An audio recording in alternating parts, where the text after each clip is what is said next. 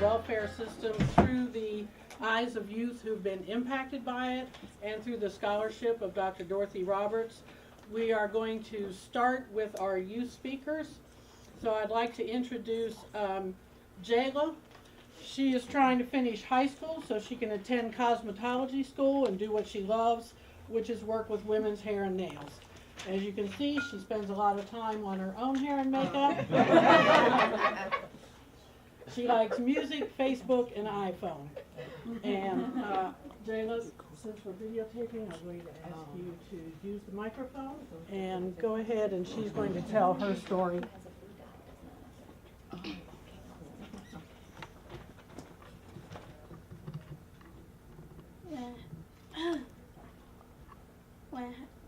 Is it on? Question. Yeah, it's on. You gotta hold it closer now. When I got put in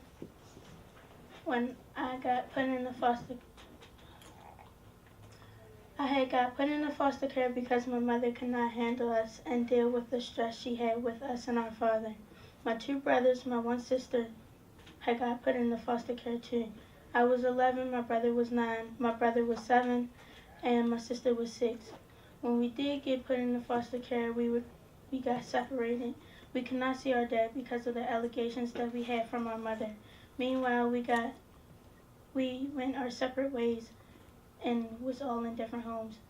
When we finally did visit our dad and my siblings, social services would watch us and listen to everything we said.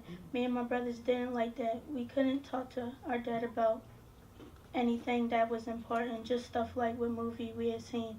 My little sister wanted to go back with our mother, but she was afraid to tell our dad. So I started to tell him for her, and my social worker made me stop. She said that we couldn't talk about that. I did not like the foster care homes because they would be mean to me and be very disrespectful and didn't do disrespectful things. I wanted to run away the first time they took me, but instead I tried to make it work, but I couldn't. I got overwhelmed and shut down and started doing unspeakable things, stealing earphones to sell at school, taking people's cars with my friends, and beat people for their stuff. When I was 13, I started running away and always went where I always felt safe, which was home and my dad and my grandmother, because my mother still couldn't handle us. But social service did not want me with my dad because of the things my mother made us say at social service about him. So they kept finding me and putting me in other foster places all over the city, then in Hagerstown, and finally in Greenbelt. I kept running away until eventually it became a habit. Finally, when I was 15, social service decided I'd be safer just to let me stay home with my dad and my grandmother, and that's where I'm at now. Thank you, Jayla.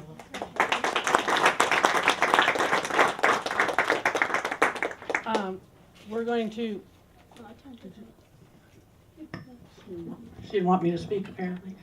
We're going to ask another youth to tell her story, and then we'll take just a couple minutes if you'd like to ask them any questions. That'd be all right. Okay. All right, thank you, Naja, or whoever's telling the story on behalf of Naja. Yeah. So Naja couldn't be here because it's Palm Sunday, and she needed to do some things with her family. Naja is my coworker, and she gave me permission to share her story, but I'll give a short introduction to her. In high school, Naja started a support and advocacy group for youth in foster care. Just a few years later, she helped found a group of young people who had experienced homelessness. This group and Naja went on to found the Youth Empowered Society, and there are other founders here today as well. From youth to young adulthood, Naja has been at the helm of efforts to encourage people to find their voices and work collectively for positive change in their own lives and in the lives of others. Currently, she is a peer case manager at Baltimore's only drop-in center for homeless youth, the Yes Drop-In Center. So this is her story. She wanted me to warn you all that there are some moments that are upsetting, and she didn't want anyone to be, unaware that they're getting themselves into that by listening. Just give a little bit of explanation as well. She's a young black woman who grew up in Baltimore City. I was taken away from my mom at the age of 3 because of her drug addiction and given to my cousin until I was 5 years old. At 5, my cousin couldn't take care of me anymore because of health problems, so she put me back in the foster care system. For 1 year, I was in 6 different group homes and foster homes. After that, I was put in a home of a lady named Wanda. Wanda was okay for a couple of months, and then bad things started happening. I wasn't allowed to eat when I wanted to. There was a lock on the fridge, and I was beaten for no reason. I was beaten with whips, extension cords, and cable wires. She made me drink liquor just because. I had to stand on one leg for hours if she didn't want to beat me. And she made her nails sharp so she could grab my arms and scratch me. I was also sexually abused and raped by 2 of her boyfriends. At 8, I was beaten because her daughter lied on me, and I remember my back was bleeding. I was sent to school. I had a sweater on, but my teacher saw blood on my shirt. I was sent to the office, but I was too scared to tell them what happened because she told me she would kill me if I told anyone. But the office called my social worker, and they looked at my body and saw I was being abused. They took me and put me in emergency placement. My adopted mom was the person I was placed with. She adopted me at 15, but put me out when I was 18 because of disagreements we had. For 3 years, I was homeless and staying with friends and other people from my adopted family. At the age of 21, I was working for a person that told me about Restoration Gardens, a program for homeless youth.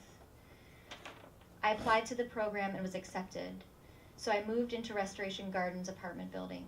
That's where I met Laura. Laura told me about BHYI, the Baltimore Homeless Youth Initiative. BHYI met every day and was a place where we could talk about the issues of homelessness in Baltimore. We decided we needed a space for homeless youth in particular, where they could feel safe. This space would be a one-stop shop for homeless youth where they would apply for benefits, look for jobs, and fill out housing applications. And that's how we came up with the idea of a drop-in center.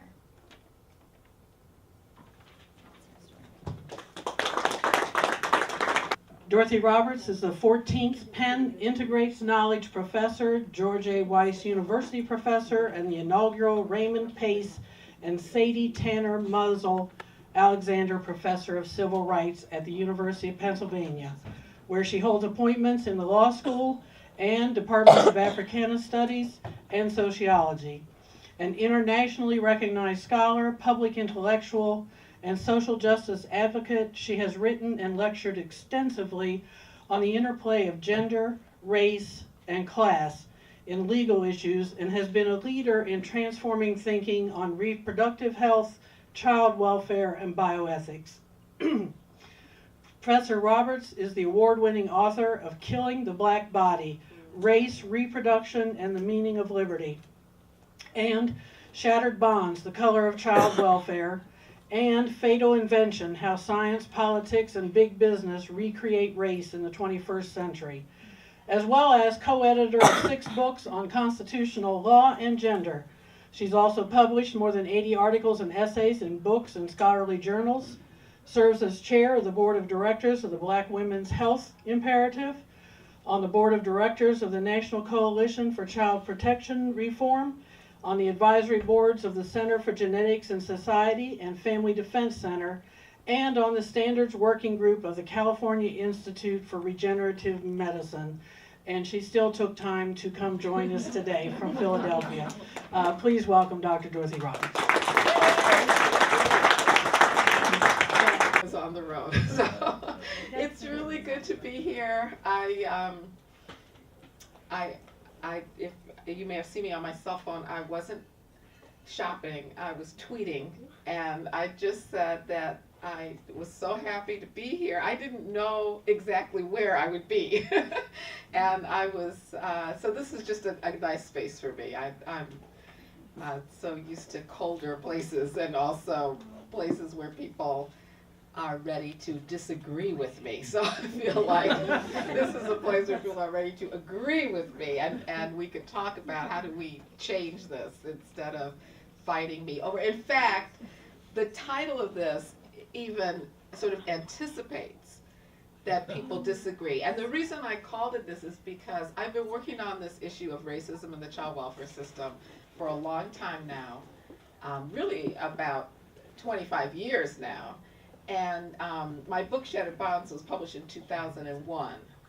But I have been working on it, for some time before then. And my book before that, Killing the Black Body, which is about the regulation of black women's childbearing, led me into my work about the racism in the child welfare system. And so all of that kind of built up to this topic. But what I've found recently is as more and more state agencies and state governments and the federal government get interested in, what now has a term, racial disproportionality, there's a backlash to say it's not really important. That's why I call this Why It Still Matters. Because there are people who are saying, some people think it never mattered, but even if it did at one point, we don't need to worry about it anymore. Okay. So let me just give a little bit of background on the extent of racial disparities in the child welfare system. When I wrote Shattered Bonds, I was using statistics from 2000. And at that point, there were over 500,000 children in the foster care system. That number's been reduced dramatically since 2000. I think there's still too many people. I definitely agree with Ms. Tierney, who was on the video, that there are too many children in foster care, and there's a problem with the whole concept of foster care as it's applied. I don't think there's a concept with people who are not the birth parents helping to raise children. I mean, there's a long history in the black community of that, but the problem is when you have to give up custody of your children to get the help. And that's the nature of our U.S. child welfare system. You don't get help unless you give up custody of your children, even with formal kinship care, which is a problem I have with formal kinship care. You basically have to give up custody to get the kinship care payments, and then now you're monitored by the system. So now grandma can lose those children anytime if she doesn't abide by the regulations. You're here. Right? So that's very different. That's what I'm talking about the problem is, not the problem. I don't believe that you have to give birth to a child to help care for a child. I do believe there's something wrong to say, I'm going to take your child from you and you'll only get help if you give up custody of your child. That's the way foster care operates. Black children are at the highest risk of being placed in foster care in this country. Native American children also are at extremely high risk. There are just far fewer Native American children, so it's even less noticeable. But I shouldn't say even less noticeable. This is the strange thing that got me interested. One of the things that got me interested in this topic was that as soon as I started looking into the child welfare system, it was so obvious. I started in Chicago, where over 90% of the children in foster care are black children. So there's no way not to notice. How could you not notice that almost all the children in foster care are black and think there's got to be something wrong with that? And I say there's got to be something wrong with that because we know in the United States, government institutions that are imposed on people and imposed primarily on black people are not good institutions. If they were good, white people would be in them. Come on, I mean, isn't that true? If an institution is the best we can offer children, it would be filled with white children. Isn't that, let's be honest, right? Okay, so, the fancy private schools that provide the best education to get into college, they're filled with white children. There's a tiny minority of black children who get into it. The fancy hospitals that provide the best care, the drug treatment centers that provide the best luxurious care, mostly white people are in them. The institutions that are harmful, like the city jails to take care of people with health problems and mental illness. What are they? They're filled with black and brown people. Okay, so you should be suspicious, I think, if there's an institution that has mostly black children in it. Are you really going to think it's the best for children? I mean, come on, let's be honest. Okay, so already when I find these statistics, which I didn't know about, I was shocked, and I was also shocked at the time. Remember, this is before 2000, before anyone had coined the term racial disproportionality, that people couldn't notice it. You have to notice it, right? So, so at that time, black children were 4 times as likely as white children, and this is even kind of it is an underestimate, because this is when the government published the report, the AFCARS report for statistics in 2000. It's a point in time statistic. This doesn't tell you the chances that a black child over the course of his or her entire lifetime is going to have been in foster care. And that is even more likely than that for black children versus white children. You know, a similar statistic is when we say that black children are, I don't know what, then I think it's 3 times as likely now as white children to be born in poverty. That's one thing, but if you look at over the course of a lifetime, how likely is it for a black child to spend a significant amount of his or her childhood in poverty? It's much higher than for white children, even more than that statistic about being born in poverty, because a black child born in poverty is much more likely to stay in poverty her entire childhood than a white child born in poverty in the United States. Okay, so not only are we talking about the risk of being placed in foster care, I should say today the national statistics are, the disparity isn't as great, but there's still a disparity. So black children now are about 13% of the national population, and they're about 30% of the foster care population. So it's still a huge overrepresentation of black children in foster care. And then not only are black children more likely to enter foster care, but their situation within foster care is worse on every single measure. So especially the length of time that they stay in foster care, the services they get, and the likelihood that their parents' rights are going to be terminated. Much more likely for black children that their families will get inferior services and that the parental rights will be terminated, and black children are much more likely than other children to age out of foster care as well for that reason. Just as an example, I didn't have a chance to get statistics for Baltimore. I happen to know New York City pretty well, and Chicago. Those are the 2 cities I've studied. So I'm sorry I can't give you Baltimore statistics. I would guess that it's pretty much the same in Baltimore. It is. Yeah. I have looked at it. Right. So when I was doing research for my book, New York City, which a lot of people think New York City is, this sophisticated, modern place where everybody's equal. That's like the impression a lot of people get of New York City. That it's avant-garde. They've got great systems and that kind of thing. But in New York City in 1997, 73% of children in foster care were black. Now, in New York is predominantly a white city. I mean, that's the biggest racial group. So for 73% of the children in foster care to be black, that is a huge overrepresentation of children. 1 out of every 22 black children in New York City had been placed in foster care. And in some parts of the city, like Central Harlem, South Bronx is another area, certain neighborhoods, and I'm going to get a little bit later to the idea of neighborhoods, how important neighborhoods are, because it's not the same in every neighborhood in the city. So in Central Harlem, 1 out of 10 children have been placed in foster care. I mean, that's just a huge number. It should be rare.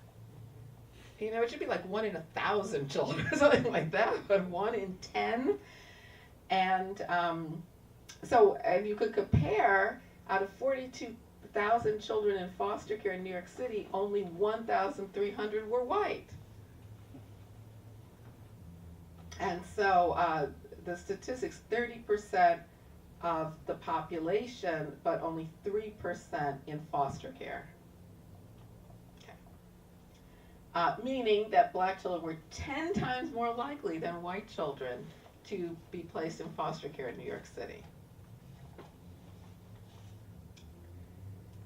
So, this is kind of what I said before. The fact that the system supposedly designed to protect children remains one of the most segregated institutions in the country should arouse suspicion. It's similar to, and there's so many parallels. I could give a talk on the parallels between foster care and the prison system. I mean, you could just think about the statistics, the overrepresentation of black people, and then when you think about black mothers also, black mothers make up a disproportionate share of the prison population, and their children make up a disproportionate share of the foster care population. And then, of course, there are overlaps in other ways too, because being placed in prison puts you at risk of permanently losing your children as well. Well, go on, we can skip over this. So, the KCCSP Alliance for Racial Equity, in studying this situation in 2006, concluded that these disparities are so great, this could be called a chronic crisis. Chronic, a crisis in the sense that we need to do something right now, but chronic in the sense it's been going on for so long. Although, at one point, before the 1960s, the child welfare system was really designed for white children, but originally for white immigrant children, poor white immigrant children. It's always been designed for poor children. Regardless of race, it's poor children who make up most of the children in foster care. But originally, it was for poor white children. The institutions caring for children were segregated. Even in the North, in institutions that brought in white and black children, the children were still separated. And you might say, well, what happened to the black children then if these were mostly institutions for white children? Well, they were put in whatever happened to delinquent children. They were treated like offenders as opposed to children in need. And then there was a move, the same movement, the civil rights movement, basically, that also achieved inclusion of blacks in public assistance programs and other public institutions. But what happened when black children began to be part of the both the child welfare system and the public welfare system? It became more and more and more punitive. And so you went from a system that primarily provided services to families, to children in their homes, so to families, to intact families, to a system that relied, as Ms. Tierney said, relied primarily on removing children, so that most of the money that's spent on the child welfare system doesn't go directly to families. It goes to foster care. It goes to maintaining children outside of their families. But that you can trace almost perfectly the move to spend more and more money on foster care to the inclusion of black children in the system. Okay, so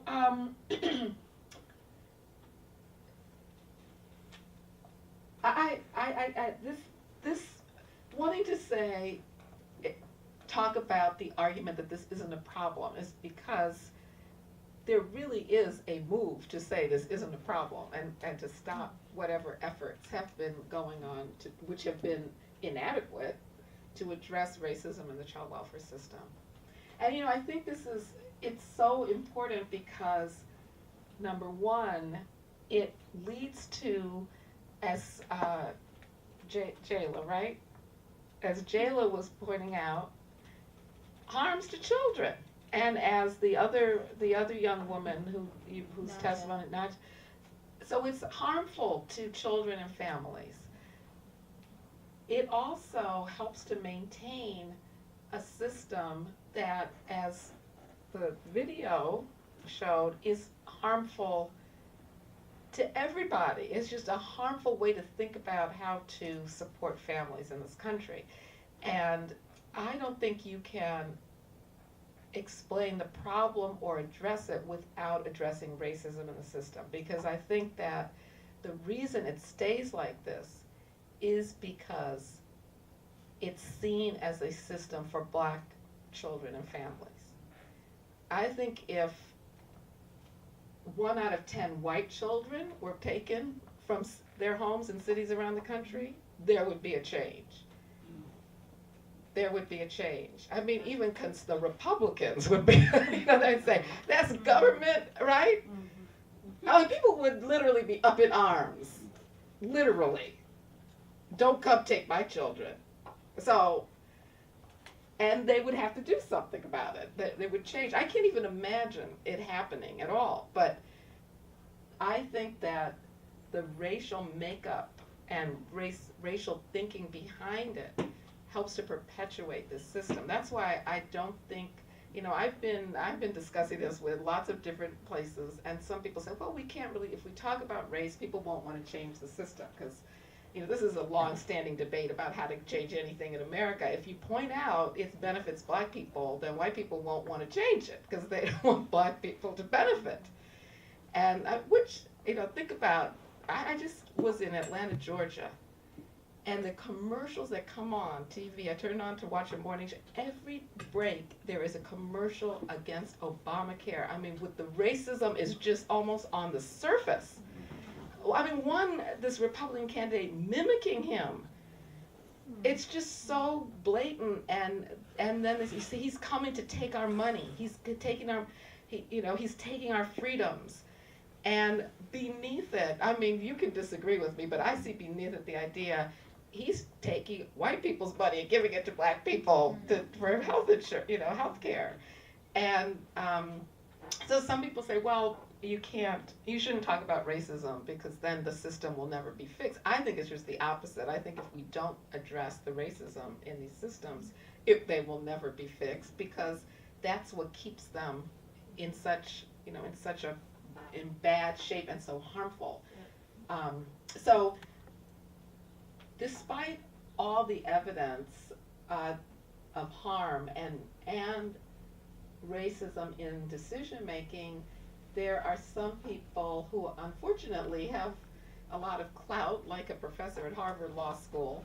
And there's some people who think it's coming from someone at Harvard, it must be it must be true and important. So it's unfortunate because she gets more attention than she should just because she's at Harvard Law School. But she co-authored this issue brief that came out of Chapin Hall, which is a very prestigious research institution at University of Chicago, and basically arguing that racial disproportionality was fine. In fact, it was good. It was justified, yes.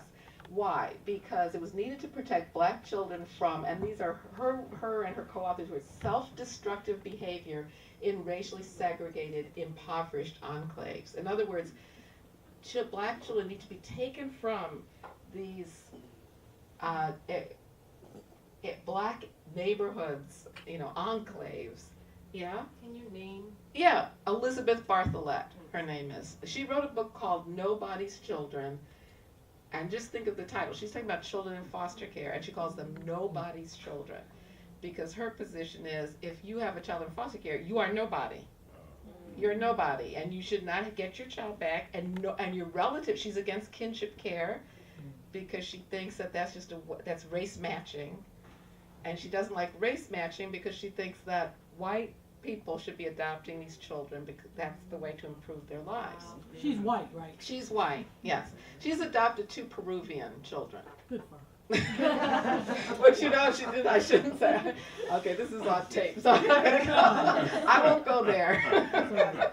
But I just find it's interesting that she didn't adopt any black children.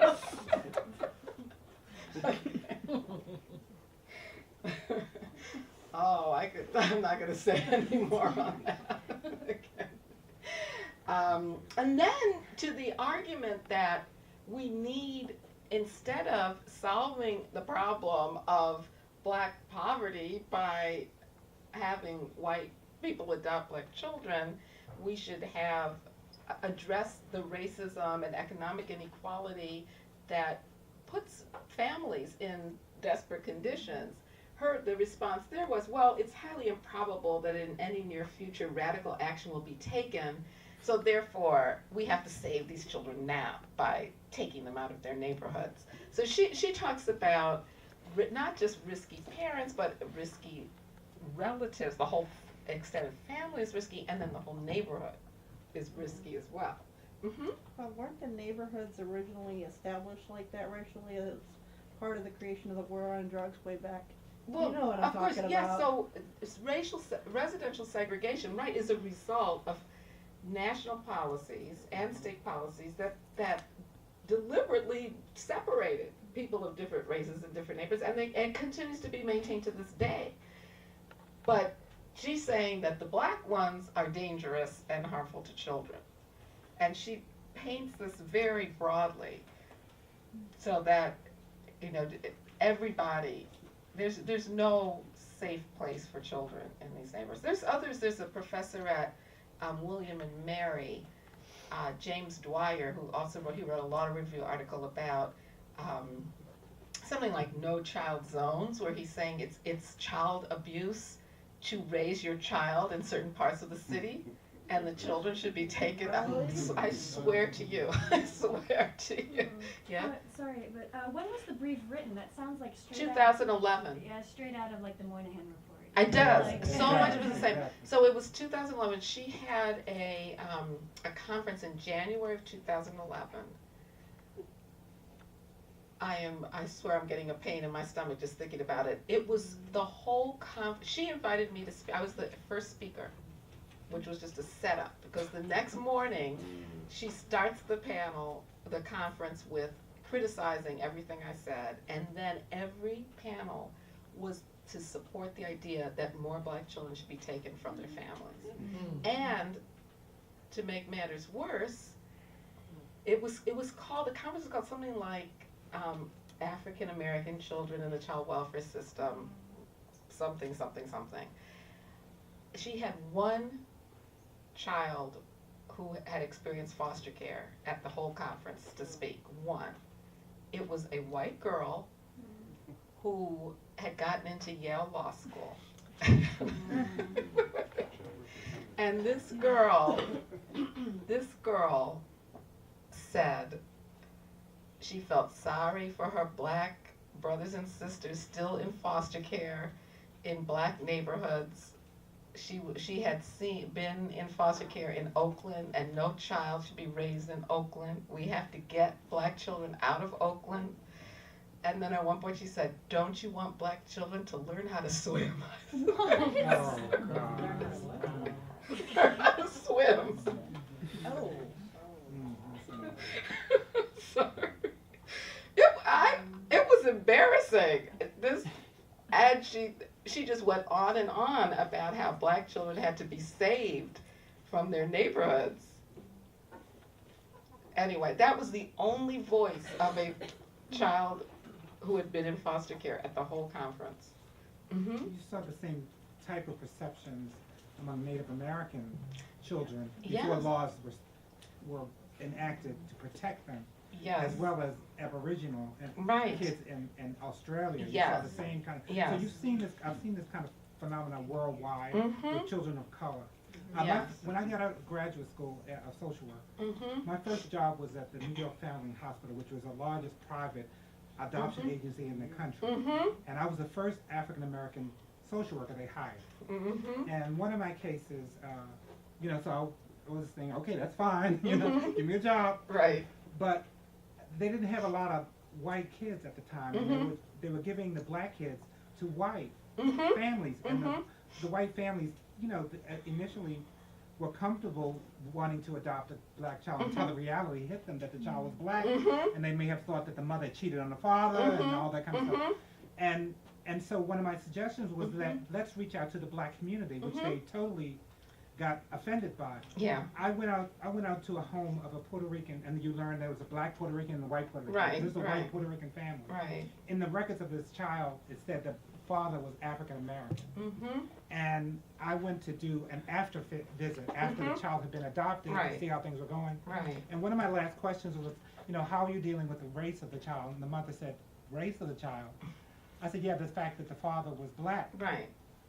And she said, my child is not and she used the N-word. See, this is Right? yeah. And I was like, what I had just done with that child Right. scared me in terms Yeah. of that child's future with the family.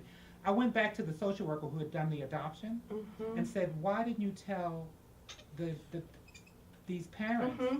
that child's father Mhm. was black? Mm-hmm. I didn't think it was important.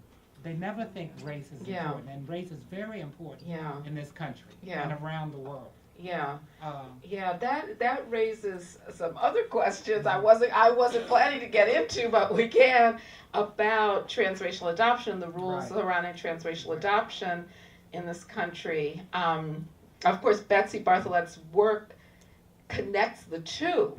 And this is I've written on this topic, and I say I have nothing against white people raising black children. I actually don't, and because that's not the issue. exactly. The issue is dealing with racism in America Exactly. and the politics of it. Someone like Professor Bartholet hinges the privilege of white people adopting black children on increasing termination of black parents' rights.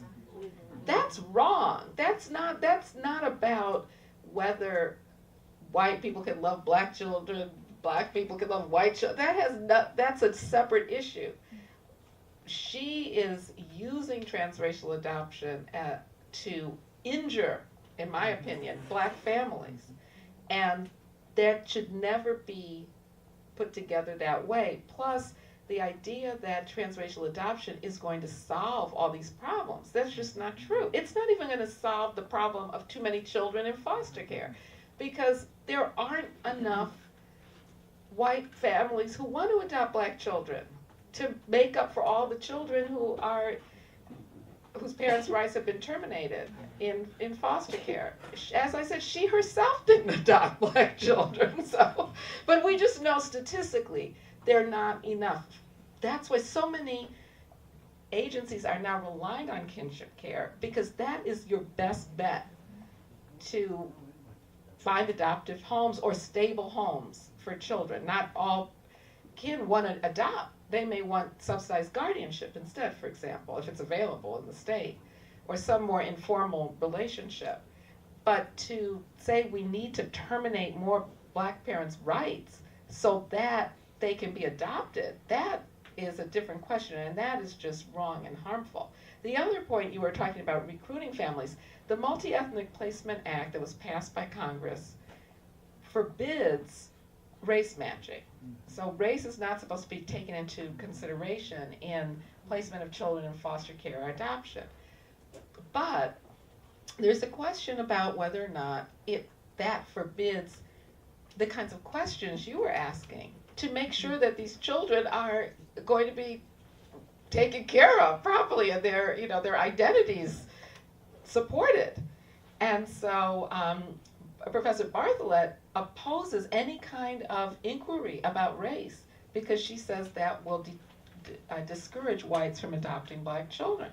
But come on, I mean, we live in a society where race matters, and it has to come into question, right? I think, and there could be training to assist with this. Okay, so that's another issue. Plus, the Multi-Ethnic Placement Act also includes a provision that states agencies are supposed to recruit from the communities, adoptive parents and foster parents from the communities where the children are coming from. Now, Bartholet's view is the opposite to that. She's saying that they shouldn't. They should leave their communities. So that aspect of the Multi-Ethnic Placement Act is often completely ignored. When people talk about it, they talk about there's no race matching. You hardly ever hear people say, and you're supposed to recruit foster parents and adoptive parents from these communities. that is just ignored so often. It's so often that people can't see the strengths, and someone who's written a book, Right. Strength of Black Families. Yeah. E. Franklin Frazier, I think. Well, he wrote one, and then Andrew Billingsley Right, also. Billingsley, right, Mhm. at Morgan. He was at Morgan at the time. Mhm. Wrote a book on that very topic, Mhm. and as a social worker, one of the things I did in terms of my social workers looking, the first things they had to tell me about were the strengths of the family. Right. You know, if you Right. can't look at the strengths of the family, how are you going to know anything about the weaknesses of Right, right, or right. about Or that how family to- or that community? How to assist the family if you don't know what their strengths are. Exactly, and Yeah. you build on strengths. Mhm. And so we tried to work on the strength model in terms of, you come in here, you can tell me all the problems. Mhm. Anybody can see the problems. Right. But can you tell me what strengths are there? And I've just had such experience. I used to run a program called Intensive Family Services Mhm. in Anne Arundel County. Mhm. I set that program up 90 years ago. Mhm. And I just thought it was a wonderful model. We tried to keep kids from going into foster care. And we had parent aid and social worker Right. working in homes. Mhm. And it was a phenomenal program. We saw phenomenal successes. Mhm. Yeah. But it was an interesting, program, and I was just fortunate enough to be able to work in that kind of environment. Yeah, well, there are programs like that. Unfortunately, they're the minority, and they get funded for 5 years, and the funding stops, and the That's right. program is Right, over. exactly. Instead of making it a model for the entire system, it's often a pilot program. We Yeah, will it was a try, pilot. right? Exactly. We'll try this pilot, Right. and even if it works, the funding gets Exactly. cut. That's what happened. And these are little exceptions that people point to, but what about the whole system needs to be revolutionized to follow that model instead of that being an exceptional little program. Exactly. But that's how it works. Did you want to ask something? And then you know what, if I could just keep going a little bit. Okay, all right. Inside or outside the system. So what often, I think I've alluded to this already, what often is asked, well, why are there so many black children in foster care? Is it because of something inside the system, or is it because there are problems outside the system? And this is kind of Barthlett's view, is it's all outside the system. There's nothing wrong with the child welfare system. It's just that these children come from these impoverished enclaves, and so they have these problems, and their families have these problems. That's why there's so many of them in the system. And my answer is that it has to do with societal and systemic factors. So we know from research by Robert Hill, a sociologist, and others, that race it matters to child welfare decision making. It is a significant factor. It interacts with other things. It's not as if, although it seems as it is sometimes, that social workers are just going door to door in black neighborhoods and taking children out. I mean, usually there was some report that got them to go there. But race interacts with whatever that report was about to increase the chances that the child is going to be placed in foster care. And I'll show you some evidence of that later on. There's also evidence of conscious and unconscious bias. Studies that look at how judges, social workers, doctors respond to either actual or made up events, accusations of child maltreatment, and finding that they respond differently when it's a black family versus a white family. And then political choices. As I was saying, how to address family need is a political choice, because as I mentioned, in the United States, the main way of addressing it used to be to provide services to intact families. That was the main way. So, I mean, children were removed from their homes too, but most of the money that was spent before the 60s was on providing services to intact families. Today, there was a change in policy to focus more on foster care. And as I said, my opinion is it has to do with race.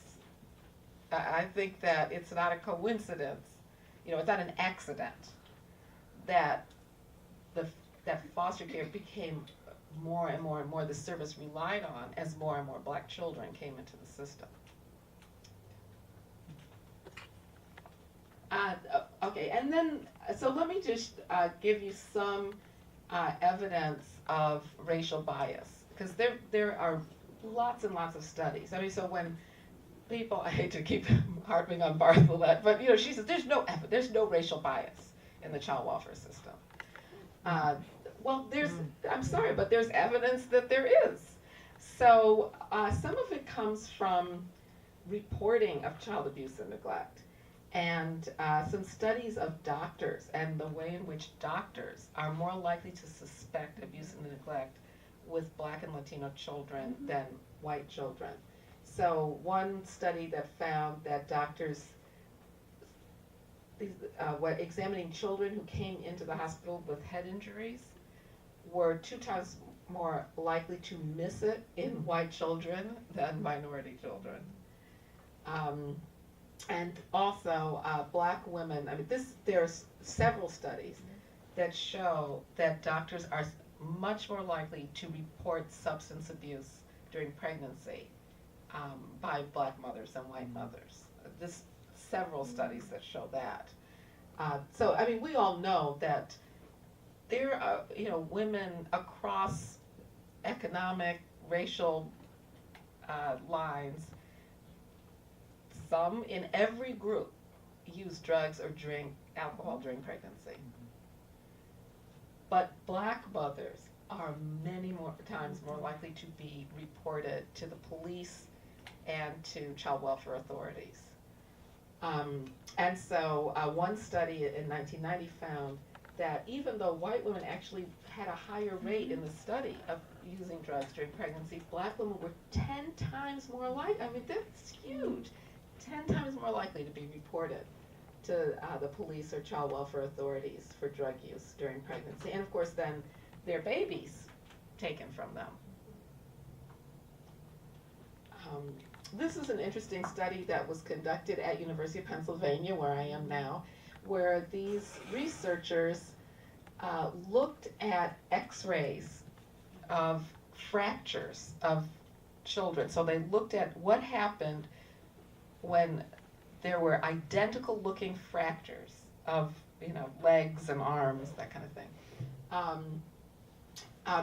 in this period from 1994 to 2000. And they found that Black and Hispanic toddlers were 5 times more likely to be evaluated for child abuse and 3 times more likely to be reported for child abuse. Okay, so you could have bet the doctor sees a break in the bone, in the leg, and if it's a Black child, they're 5 times more likely to say, this might be child abuse, we have to investigate it. And we're talking about identical looking fractures. Now, you know, with all of this, you could say, well, maybe something else was going on too. The parents were suspicious. You know, this is how I've had doctors explain to me. You know, yes, it is true, I tend to report Black mothers more for substance abuse or physical abuse, but I can just tell, you know, that it's not safe to send the child home. So, you know, you say, well, maybe there was something else. But when you're talking about 10 times, 5 times, you know, it's such a great, it's not just twice is a lot. You know, but 10 times is so great that it's very hard to say there's no racial bias, that you know, race didn't make a difference.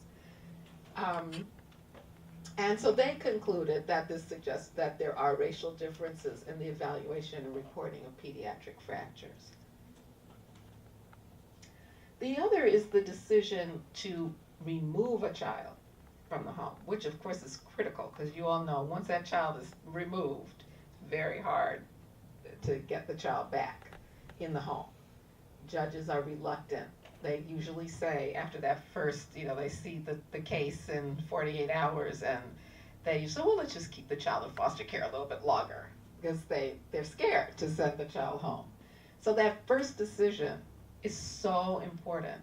And several studies, including one in 1997 by the U.S. Department of Health and Human Services, but also Robert Hill has found this and others, that race makes a difference to that decision. Also, Black children are disproportionately in foster care for neglect, which, despite what, you know, even the physical abuse can be subject to bias. But neglect is even more vague, the standard is even more vague, and so it's much more easily subject to bias, and so, and also more intimately connected to poverty. And so this suggests that Black children are more likely to be removed because of needs of the family where poverty is mistaken for child maltreatment. And There was a case of this Black woman recently on the news who was she was homeless, and she went for a job interview. Exactly. And left her child in the car. Right. Because she didn't have anybody else Right. to take care of the child. Right. She wanted a job, Yeah, and I saw that. She was sentenced with a crime. yeah, She was charged with a crime. charged with a crime. Mm-hmm. And, I'm familiar with that case. That was a real. Very sad case. I know. And the children are all put in foster care, and she's trying to do her best to get a job Exactly. to take care of them. And I hear cases like that. I mean, so many cases are like that. Yeah. Why not just help her get a job or have child care rather than mess up her children's lives and her life now? Because if she is put in prison, how is that going to help her children? Well, that's what Intensive Family Services did. It put the infrastructural Right. supports in Right. place, whatever was needed, Right. so the parent could go on an interview. Right. You could Right. you would get even if it meant you needed to buy clothes Mm-hmm. for the mother to go do the interview, have a babysitter for the Mm-hmm. mother. I Mm-hmm. mean, all of that, really, all those infrastructural Right. supports were Right. so important. Which, of course, takes a lot of time and money. exactly. But in the long run. isn't it worth it for the benefit of families? Exactly. So a couple studies have found, very recent studies have found reached this conclusion, which I think helps to explain the removal decision and why Black children are more likely to be removed from the home. It takes more risk of maltreatment for a white child to be placed in foster care compared to the risk for a Black child. So, one way of looking at it is you see two homes, same risk involved. In the Black home, it's more likely that the child will be removed. Or another way of looking at it is, you see a risk and the Black child is removed, but you would have to add some extra risks for the white child to be removed. Okay. The Center for the Study of Social Policy, Race Equity Review did a very intensive study of the Michigan child welfare system and to explain why it was that Black children were more likely to be in foster care there. And I really recommend this if you want to look at details about how this happens on the ground.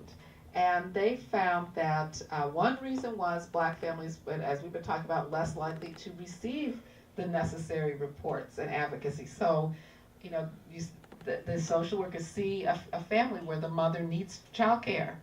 Well, they were more likely to give it to the white mothers, and the Black mothers just take the children away. Black families and youth are negatively characterized or labeled by workers. So they give examples from the case records of negative things that caseworkers say about Black families. One example is they found that Black families routinely were called parents substance abusers when there was no evidence of substance abuse. They would just routinely put it in the record that they used drugs. Whereas with the white families, if they put in the record they used drugs, they added all the evidence that they had that they actually did use drugs. But it was just assumed that the Black families were drug users. And then just the type of language, the Black parents were more likely to be called slow, cognitively delayed, angry, aggressive, all these negative characteristics that without anything to back it up in the case files. Mm-hmm. Were those results that they got from the caseworkers' notes stratified by the race of the caseworker? Mm-hmm. And so then And also, by the race of the caseworker, no. I don't believe they did that. I don't know, now it's possible, I didn't see that in the report, it's possible they might have that data, That would in just be their interesting records. subtext as Right, well. yeah, right, I see what you're saying. They did not note that, that race made a difference in the report, the race of the social worker. It's possible, there's some data that you could examine to find that, but I don't recall that being in the report itself. And so, is there a difference between, I'm not intimately familiar, Mm-hmm. is there a difference between, I think there is a case worker, the one that goes and visits the home, Mm-hmm. and the social worker is? Well, it's really, it really depends on who you're talking to. For some people, they see it as disrespectful to call anybody who's working for the child welfare system, who actually goes and responds to abuse and neglect reports, a caseworker. That's seen as a term that is less respectful than social worker. So there's been a move to call everyone a social worker on grounds that, because some people feel disrespected if you call them a caseworker rather than a social worker. I mean, I can understand that. Don't you have a lesser, do you feel that a caseworker is less qualified, less trained than if I use the word social worker? So, but at the risk of this sounding slightly elitist, Yeah. are social workers trained in doing the work more, Yeah. like I've run across caseworkers in Baltimore that weren't trained as social workers, so to be given that title, I'm wondering how that interaction helps or hurts the child. who's being That's a very good question, but my experience with this is that in some places, everyone who does that work of going into the home and evaluating the home is called a social worker, and it's not about whether they have a particular degree or training. It's more, my perception is it has to do more with a request for equal respect. Yeah, usually, well, here in Maryland, a social worker usually has a master's degree. I had social workers and parent aides under me. A parent aide would be someone with a BA degree. They wouldn't have a master's degree in social work. But would a parent aide be able to make go into a home and Both evaluate? went into the home. Oftentimes, the social worker oversaw the parent aide's work. Both would be doing evaluations. Could a parent aide go into a home and substantiate an abuse and neglect report allegation? Generally, if a parent aide was in the home and Mhm. saw Mm-hmm. or heard a Mhm. report, they would then report it to the social worker. Right. They wouldn't make the decision themselves. They wouldn't make Yeah. the decision themselves. It would Yeah. be the social worker who would make Right, the decision. right. Who's got a master's degree, Mhm. at least a master's, some depends on have different PhD. states. And Yeah, different Yeah, that's what I'm Exactly. saying, what happened It in Maryland. does. Montgomery County DSS, it's not only a social worker, you have a master's degree, but you have to be a licensed graduate social worker or some level. To be called a social worker, you Mhm. have to be licensed. Yeah, you have to be like, you have Just to, because you yeah, have a that's degree license doesn't mean too. you're a social worker, Right. unless you're licensed. You have to be And licensed. in some jurisdictions, they only allow licensed graduate social workers to go Right. in the home Mhm. to substantiate a neglect or Right, child abuse right. case. It's not just someone who comes in. So like, Right. So social work professions are trying to limit that term, like social workers have that degree, that licensure, Yes. in order to be called a social worker. So we're trying to move away from the someone who is not legitimized to be Right. called the term social worker Right. because it's a profession. Right. On the other Yeah, and I could see it. So on the one hand, you can have some people say, "Well, it's disrespectful to me to be called a caseworker. I'm doing the same work as the person who's licensed." But on the other hand, or my work is just as important. But on the other hand, I think all of you are making a good point that it takes training and some kind of proof, standards that you have been well trained and you know what you're doing in order to have this extremely important decision making in your discretion. And so it's important to make sure those standards are met, and you only get to be called a social worker if you have met those standards. Otherwise, it'd be like a CPS worker, like child protective services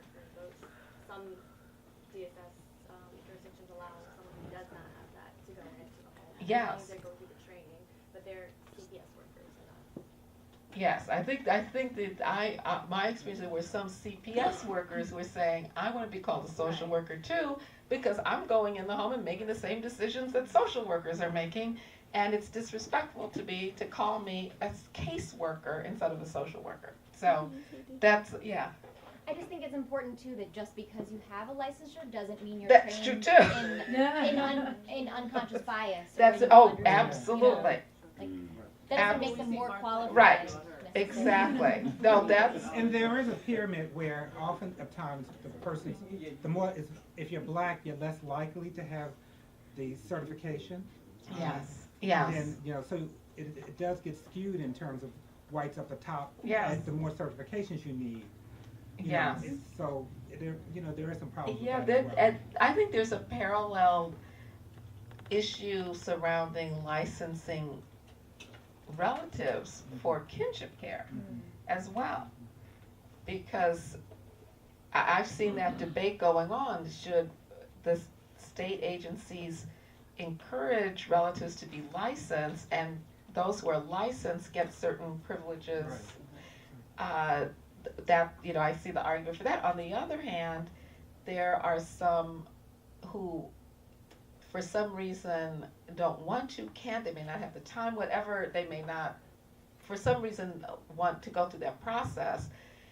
And should they be penalized because they're not licensed when they are providing care? So, you know, this question of licensing is really interesting. You know, what does it mean to be licensed? It must mean something, but it doesn't necessarily mean you are the ideal person for the job, or that you have all the skills for the job, you Well, know? it's not just, not in the field of social work. Yeah, yeah. Exactly. Yeah. I have a question, like, what kind of things would they have to go through to get a kinship care license? Like, you could see the difference between like a 35-year-old aunt and a 70-year-old grandmother wanting to go through, the ability to go through the Right, process. Not exactly. trying to buy something based on age, but. Well, it involves training. It also involves certain requirements for the home as well. You know, certain number of rooms, size of the rooms, the kinds of things. I mean, I've seen issues about how many dressers do you have in the room to accommodate the children's clothes. You know, things like that. So this all raises really interesting questions about what the significance of licensing. I Yeah. feel like anytime there, in any of those decisions, Mm-hmm. without a critical analysis of racism Yes. in that situation, then it's, the decision is always gonna be made basically against children of color, Mhm. families of color. Because it sneaks in, as Yes. in the you know, the unconscious bias, Yes. but also in all those gray areas, Mm-hmm.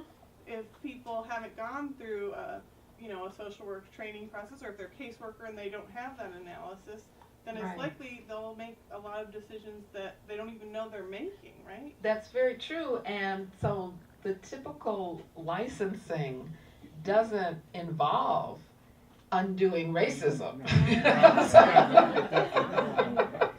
So it doesn't necessarily mean that you're going to be aware, even think you need to be aware of racial bias in decision making. So, you know, all the fancy degrees may not make any difference whatsoever to a decision, a very harmful decision to remove a child from the home.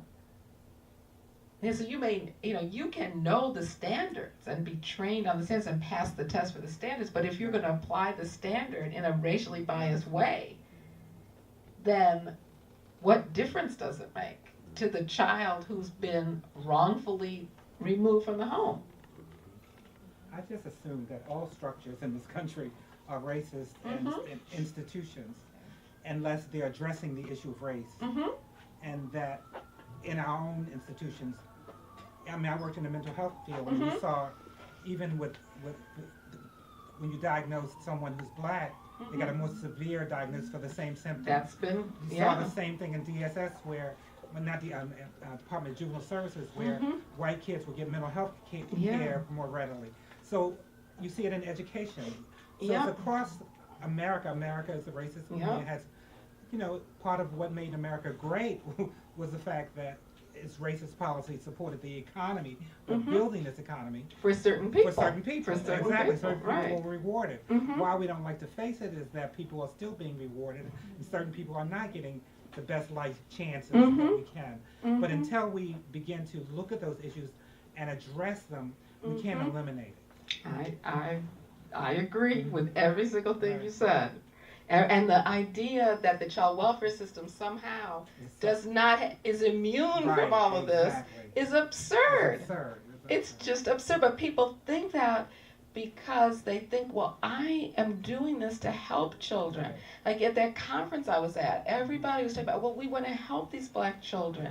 You know, she has you're right, she has an article called "Where Do Black Children Belong?" And at one point, say, well, they belong to us. I swear to you, they belong to us. Black children belong to us. They did at one time. They didn't even see. That's what's so scary. Like they didn't even see the problem with saying that. That's it. Yeah. But therefore, then they don't think they need to address racism because they think that their very motivation is to address racial inequality. And so, so they don't even recognize the racism in the system. So they think that then since they support this continued removal of black children, they have then an incentive to support the system to continue doing what it's doing, but even more so. And they don't want to acknowledge that even the evidence, just the basic illogic of thinking the child welfare system somehow is immune from the racism that affects every other system, but also the evidence that's there, concrete evidence that these decisions are being made in a biased way. Cass came up with a concept of cultural competence. And I think it's great and everything, but what they do is miss the issue of race. Yes. Because we're afraid we didn't enslave people because of their culture. We say, Right. because of your culture, you don't get on the slave ships. Right. You know, it was based on race, and so we can't just say culture. We have to say race and culture. Right. You know. Well, also, I could go on and on about cultural competency too. That usually means understand their backward culture better so you can take more children from them. Or get them to do what you want them. I prefer either cultural humility, which is my culture isn't any better than your culture, and in fact, my culture has a whole lot of racism in it that I need to address. And then, when I say my, I'm talking about my being from the caseworker, social worker's perspective, or structural competency, which is understanding that you need certain skills to deal with the structural inequities. This is not about cultural difference. This is about political inequality. Okay, I'm going to go over here and then I'll get over there because she had her hand up for a while. So, Yeah. I just wanted to say it was really interesting just in terms of the piece around talking about what does it really mean to be a social worker and who has a degree and all these kinds of things, right? So I got my MSW from Penn. And, hello. Hi, I know, it's really exciting. So, we took a year-long class in racism there, and that was like mandated. Yes. So I was super excited to go. Yes. So, oh my God, it's gonna be all social justice. Yes. And while there were some really amazing things about the class, and I think it got out a lot, like we had a person on the first day of class, in the middle of, we were talking about, well, why is it the experience of Asian communities in Hurricane Katrina were not talked about? And this one girl raised her hand and said it's because Asians are quiet. And so we're like, social work? But, so... But that's what sometimes cultural competency is like that. It's sort of, here are the stereotypes about each group that we want you to learn. And I've seen some of these. This happens in medicine too. And you look at the materials, it literally is a list of stereotypes about different groups that the doctors or the social workers are supposed to learn about. Yeah, and so I mean, I've seen the effort to try to integrate a sense of anti-racism, Yes. being anti-homophobic and Yes. transphobic and these things, but Yes. it ends up turning into a question on your licensure exam that just is, you have an Asian client that comes to you, what do you do? As opposed Yes. to really Exactly. What do you do? How do you Exactly. really operationalize, Right. you know, ADHD. these Exactly. in your work? So I was Right. just wondering if you had any thoughts on that, or Well, any it just, research. the curriculum has to just be completely revamped to, radically changed to include, I really like this idea of structural competency instead of cultural competency. I just hosted a symposium on Friday at Penn about racism in science and medicine, and one of the speakers, who was a physician, said that when he went to medical school, they were given flashcards that had for different races. And the idea was so that you could learn what you were supposed to say if you went into a room, a hospital room with a black person. He said you were supposed to say, yo, homie. I don't know if he was joking. And then they said it for Asians, you're supposed to show respect for their elders. But not, I suppose, not black people. Black people don't have respect for their elders, And it was just basic, as I said, stereotypes for each group. And then, right, on the exam, you were just supposed to report on the stereotypes. So cultural, and the other thing though is, what about the culture of the person who is going into the home? Like, that's not examined. And so it's only the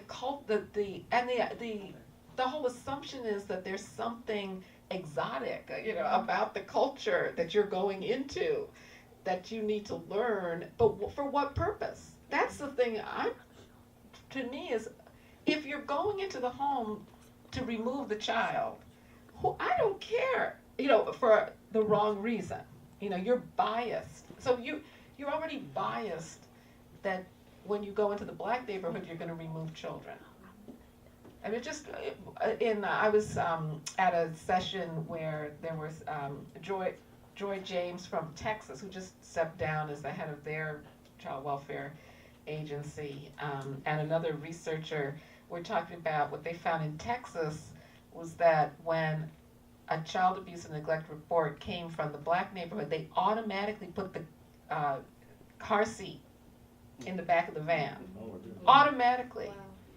But they didn't do that if it came from a white neighborhood. It was an assumption. We're going to be taking the child out of here.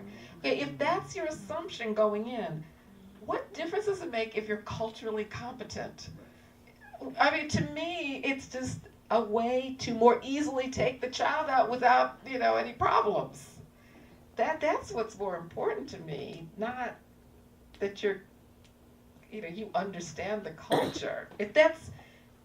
I suppose to be fair, the idea is probably you understand the culture, therefore you see that what they're doing that looks strange to you isn't really child maltreatment. But I don't think that's how it's interpreted. Yeah. I actually think Maggie. No, I was just thinking that there were burning questions, so I was pointing out the folks with their report. Actually, my question was about education as well. Yeah. I'm not trained in social work, but I was curious about what programs you might think of that have a way of educating people to go into social work that is actually more progressive, effective, looking at structure. Yeah, well, I know that there are some schools of social work and also government agencies, child welfare agencies, that are using the Undoing Racism training as part of the curriculum, both of, social workers being trained to be licensed, but also those who already are to add to their education. I don't know. So the kind of program, the course that you were talking about, but again, as with everything, it has to be a holistic change of the whole curriculum, because another problem is you have one course and then the rest of it, this happens in medicine. I happen to have been doing work on racism in medicine a lot lately, and what I found is there may be one course on it's often on culture, cultural difference or something like that. But even if it is on racism, the students take that first year of medical school. It's usually actually not a whole course, it's like some little program that they do. And then the rest of their education is just the opposite of that, where they're taught, when you go into the room, you identify the race of the patient, and then you treat them differently depending on their race. So what difference does that first week-long program have and then, as you're pointing out, the exams. If the exams don't incorporate that, then the students know, I have to take this course, so I'll sit through it, but then I'll get down to what's really important, passing the exam. And if the exam is testing you on something the opposite, you're going to learn the opposite. So that that's part of it as well. So there just has to be the other thing about social work, I think that's important, is the politicization of social workers. To go back to this idea, I think that was more common in the 60s and 70s, that social workers are they're social justice advocates. And that, I think, has been lost a lot. But I've found that there are more and more organizations of social workers that are taking up this idea again, that social work is a social justice profession. But it has to really be incorporated more throughout in the training of social workers, in the testing of, say, the licensure of social workers. All of that is important. I just wanted to point out to everyone present that kind of structural racism training is what Baltimore Racial Justice Action does. There we go. And that we help programs determine where they are, incorporating racism into their programs and how they can expunge that from the programs. Yes. That's another good point, which is it can't be just the social the child welfare agencies or even the schools, because where does the change come from? It has to, if the people teaching at the school don't have that in their way of thinking, you have to have outside organizations that are going, like Baltimore Social Justice Action, right? That will do that. Racial justice, sorry. Did I say social, racial justice? Well, we're all for social justice. Right, it's critical to social justice. So, all of this, it's so deeply embedded, though, as you were saying, this goes all the way back to slavery. And so there's no easy answer. There's multiple levels where work has to be done, and it just has to be done at all those levels, I think. Yeah. Yeah, I think we were fortunate. I work for Outward Bound Baltimore. I'm the admissions coordinator there. Yeah. And we were fortunate enough to have this organization come out, Harriet, Laura, and Avis, who's a person who's not here right now. But and I think what you just said, I think we've been in this country since 1962, our organization, in Baltimore since 1986. Yeah. And we still have a lot of work to do. Yeah. And I think that. But we do focus a great deal on diversity inclusion as our catchphrase, right? One of our values, and we're still unpacking that, but we are very focused, we're very aware of it, and our staff that work with the students, and just to give you a summarization, we work with Baltimore City charter public private schools, and we take them out to the Appalachian, we do hiking, backpacking, canoeing, but we're very aware of the fact that, understanding our different kind of worlds that we're coming from, and I think that the workshop it was a day, which was great. I think we could have done a week. Right. And there's a lot of people that came out of it with some frustration, and I think that was good. And I think that just for me, what's going through my head is like, how do we continue this growth? Continue that development, that learning. I often refer to it as a war on unknowledge. Yes. Yeah. For me, personally. And so I just wanted to say I was very fortunate to have the organization come out, and our instructors that work with the kids are still going through that change. They're still understanding, and I am too. Yeah, yeah. So educate, you know, and also when you said that, just to add to what we were talking about, you know, structural competency versus cultural competency, when you say, you know, our different worlds, it's not just a different world of culture. But you know what, the cultures are pretty much, they're so similar. Come on. They're so similar. The music, the kids listen, you know, is the same. I mean, it's not like we really live in different cultural worlds. It's more a difference in privilege and opportunity. It's a political difference. And that's what people need to understand, the difference in privilege, you know, versus oppression. You know, not so much, oh, they listen to different music, they wear different clothes, because that's not even true. You know what I mean? That's not the big difference.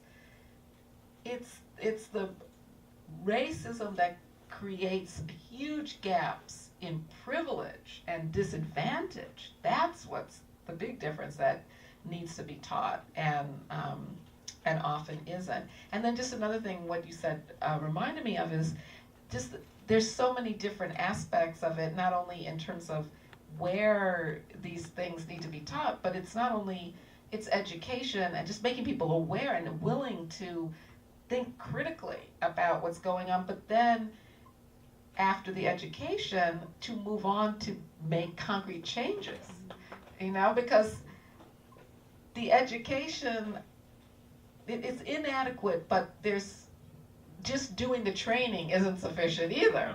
You know what I mean? Like, even after you get the training, social workers are stuck in a system that doesn't provide the resources that they now may be aware of they need to provide to families instead of taking their kids away. So just the training by itself isn't sufficient.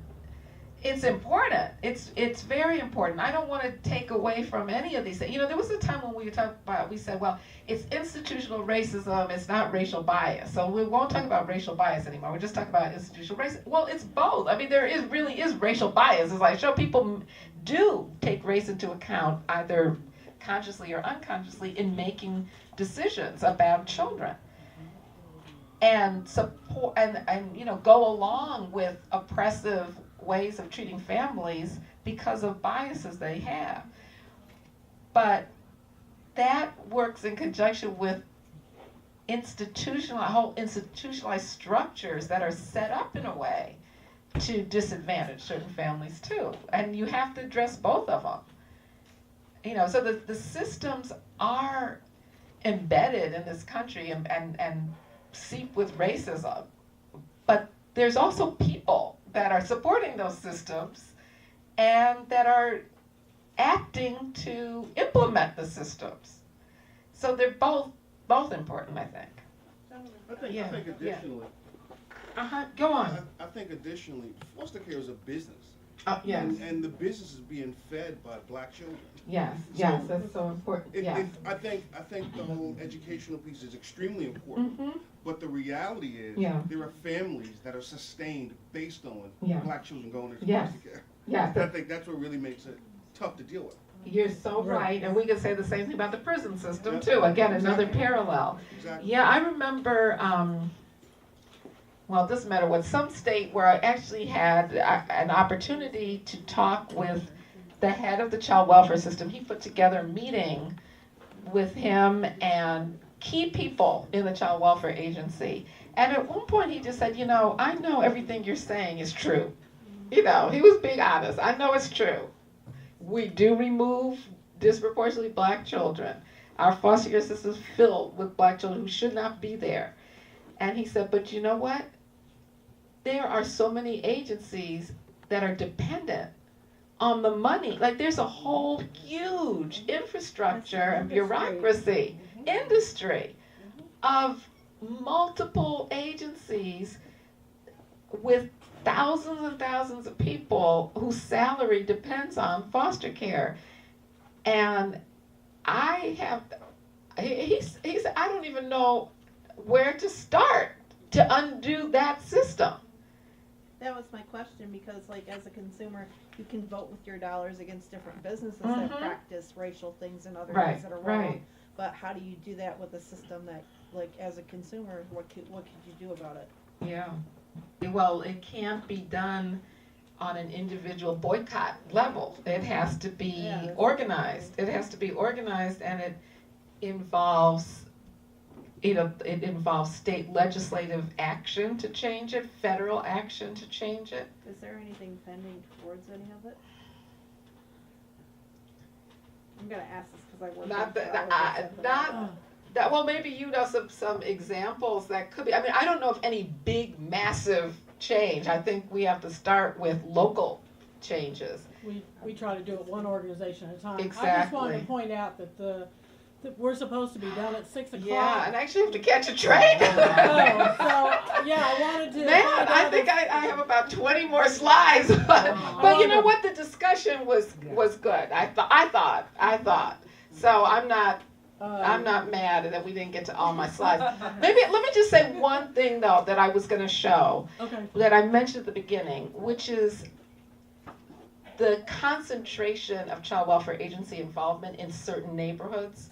I bet you that those of you who know the system here, you could tell me, like the 5 neighborhoods in Baltimore where the vast majority of kids in foster care come from. Or maybe not, I don't know. Couldn't you? Collectively, we could. I mean, it's not like it's spread throughout the city.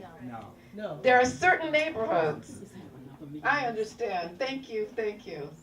There are certain neighborhoods where there's a concentration. I know in Chicago, in New York, in Los Angeles, in San Francisco, in Philadelphia, they're poor black neighborhoods, basically.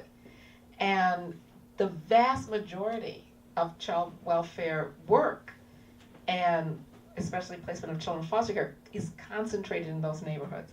So that means that everybody in the neighborhood is affected by the child welfare system. Everybody, like every child in that neighborhood, whether they've been placed in foster care, they have a friend who has been, they have a relative who has been. Every single child. The whole neighborhood it's almost like the child welfare system governs the neighborhood. And so I did some research on this where I talked with black mothers in a neighborhood called Woodlawn on the south side of Chicago. And everyone I talked to knew about DCFS. And in fact, they called it the system. As if if you said the system, someone from the system is coming, everybody knew who you were talking about. The little kids knew what the van looked like that comes in from DCFS. And when they talked about it, I said, well, how many people in the neighborhood have been affected? They were like, well, goodness, everybody has been. 90% have had a direct experience, which is very different from, a middle-class neighborhood where children don't have a clue. But just imagine, so my point is, this is beyond even the children who are actually involved in the child welfare system. It affects all the children and all the families in these neighborhoods. And I don't even think we've started thinking about what does it mean to grow up in a neighborhood where just realistically, one aspect of your life is someone could come knocking on the door and take me away from my parents. Like, this is a real possibility for children. I mean, that must have a huge effect on children's relationships with their families and just their sense of security. This is why I've said I've been doing work on racism in medicine. This idea that black people are naturally predisposed to hypertension, and this, not natural. I mean, if you grow up in a neighborhood where you don't know if any day you're going to be taken from your parents, taken by the police, locked up in juvenile detention from when you're little, what effect does that have on your health? It's got to, is it any surprise that black people have high rates of hypertension and stroke and heart failure? I mean, we don't even know. And when I started doing research on this, I could not find a single, not that research is the only important thing by any means, but usually if something is a really important issue, somebody has done some research on it. But no, there's lots of research. There's research on racism and neighborhood. Oh, you're talking about that. Oh, yeah, definitely. No, more and more research is coming out that racism, Hopkins has it, but more research coming out that racism causes stress, which is bad for your health. But what I mean that I haven't found research on is people looking at the impact of the foster care system on everybody in the neighborhood. So, we know that children in foster care are more likely to have, various outcomes, as they say. But what is the impact of this intensive involvement of foster care in whole neighborhoods on everybody in the neighborhood? And I was going to show you some of that, which I don't have time to show you, but it's not good. But, everybody reported on it, it messes with children's lives. It messes with their relationship with their families. It causes distrust in the neighborhood because people call up DCFS to solve problems in the neighborhood. You mad at somebody, you call them up for revenge. That's exactly the word that people use. But what was interesting is when I had a question that I asked them, is DCFS too involved in Woodlawn, not involved enough, or involved just the right amount? And I thought after all the bad things they told me, they'd say too involved, get them out. Do you know a majority said not involved enough? Why? Because so many people in the neighborhood were relying on DCFS for just material support. But one woman, maybe we could go just to her. It's near the end, Michelle, her name is.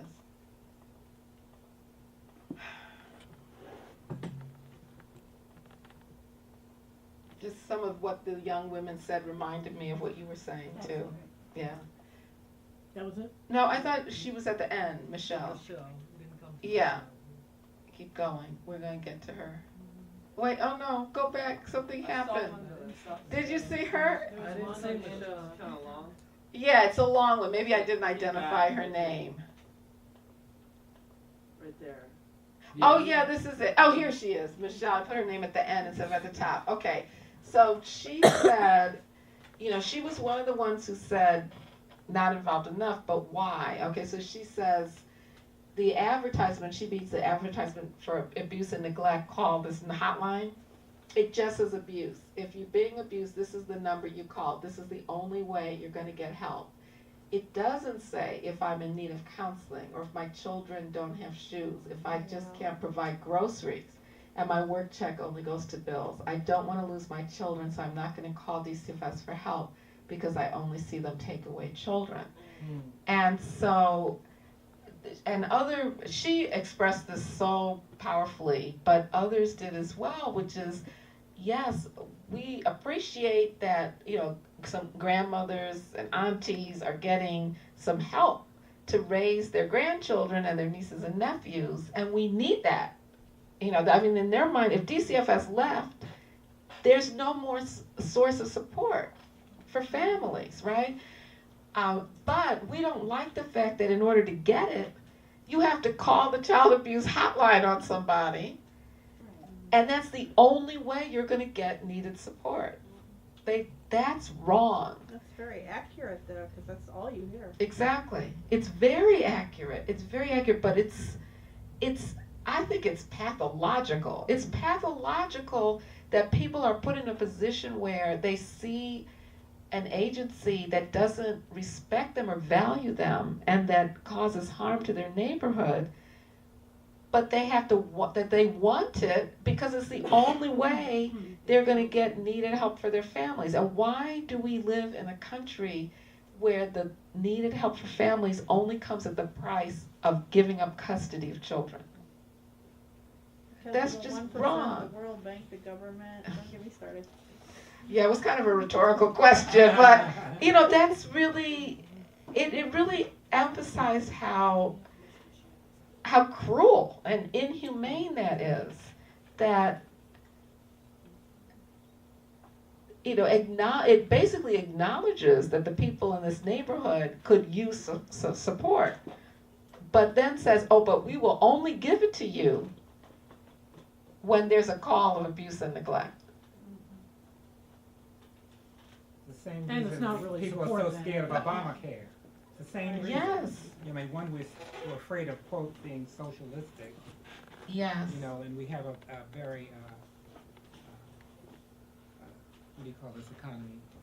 Capitalist, thank you, Yes, capitalist yes. economy that values capital over people. So true. So, you know, until we begin to change that equation, I think Obamacare will, as people are beginning to get resources and finding that more and more people are able to get basic health care that most other developed countries have had for years. Right.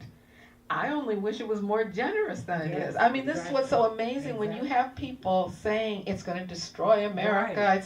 It's so angry at it Yeah. when it basically is an insurance plan. It's not the government really just giving free health care to everybody. That's what we should have. Yes. Exactly. Yes. That's what we should have. Exactly. This is such a more narrower Yes. version that supports the insurance It business. does. And That's yet, what it does. We don't there need are all this. these people who still don't like They're it. they're a third party in this whole Right. thing. It's so, it just You shows you though how Capitalism capitalism, racism, and inhumanity work together, that that there would be people that are just viciously attacking this very limited effort to provide needed health care to people. It's incredible. It's incredible. But, you know, that just shows you the work that we have to do. And I'm grateful to all of you for doing it. And thank you. Just hope this helps a little bit to at least inspire you about all that needs to be done. So thank you very much.